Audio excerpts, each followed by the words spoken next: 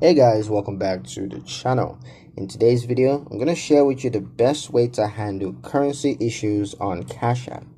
Alright, let's get into it. So the best way to handle currency issues on Cash App is to understand its limitations and plan accordingly.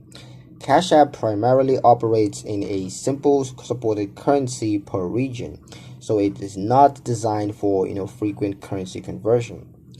Avoid attempting international transfers that are not officially supported, as this can cause failed payments or account flags.